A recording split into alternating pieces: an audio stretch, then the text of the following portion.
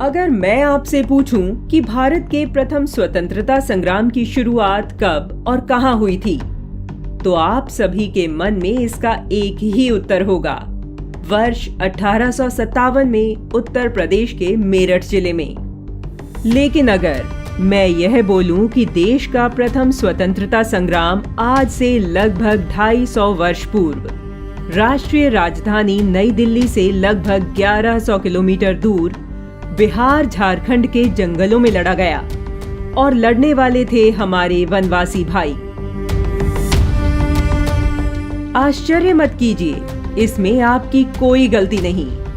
हमें स्कूल और कॉलेज में पढ़ाया ही गया है कि वर्ष 1857 में प्रथम स्वतंत्रता संग्राम की शुरुआत हुई। इससे पहले जो संघर्ष हुआ उसको इतिहास में वह स्थान नहीं मिल सका।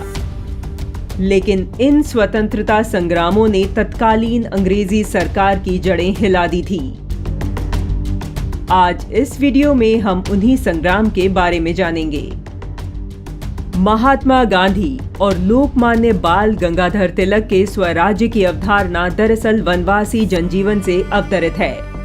ऐसा कहना इसलिए उचित है क्योंकि गांधी या तिलक से बहुत पहले ही जंगल में रहने वाले वनवासियों ने न सिर्फ स्वराज के लिए दर्जनों लड़ाइयां लड़ी, बल्कि स्वराज की भावना को मुख्य धारा तक पहुंचाया भी। यह भी सत्य है कि भारत में अंग्रेजी हुकूमत के खिलाफ सबसे पहला विद्रोह आदिवासियों की धरती पर हुआ।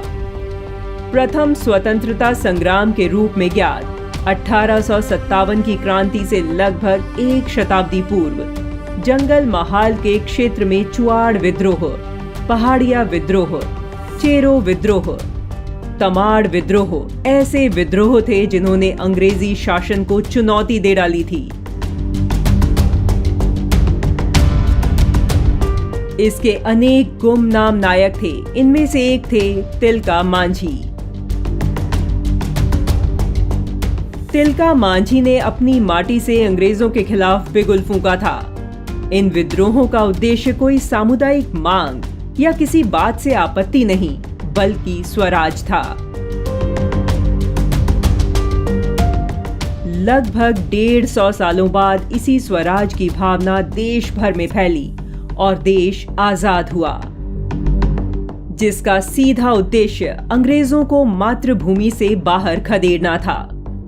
1855 में संथाल में सिदो कान्हू के नेतृत्व में हुआ महान संथाल विद्रोह पहला ऐसा उदाहरण है जब सिदो कान्हू की सेना ने 21 जुलाई 1855 को अंग्रेजों और जमींदारों की संयुक्त सेना को हराकर वीरभूम के आधे हिस्से पर अपना कब्जा कर उसे आजाद घोषित कर दिया था।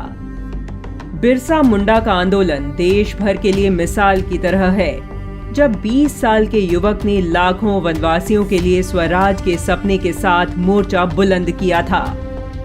इन सब के बावजूद झारखंड और आसपास की धरती पर अंग्रेजों के खिलाफ हुआ लगभग 2 शताब्दी का लंबा संघर्ष आज भी इतिहास में अपनी जगह ढूंढता नजर आता है।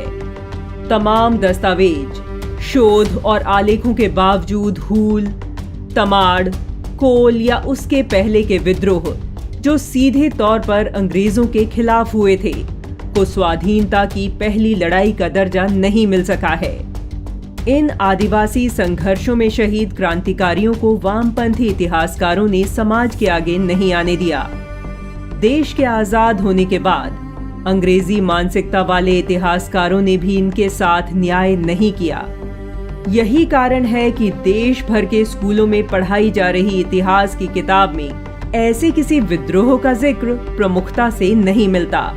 तिलका मांझी भी ऐसे ही गुमनाम नायक बना दिए गए, किंतु जनजातीय लोक कथाओं में वे आज भी जीवित हैं। तिलका मांझी उसी संथाल जाति से आते हैं जिसे आजकल अर्बन नक्सल अहिंदू घोषित करने में लगे हैं, लेकिन वे यह भूल जाते हैं कि तिलका मांझी सनातन परंपरा और माटी के वीर हैं, जिसने इस देश को आला उदल, गोघा जैसे अनगिनत वीर दिए हैं, जिनकी वीर गाथाएं और लोकगीत सुनकर आज भी रोंगटे खड़े हो जाते हैं।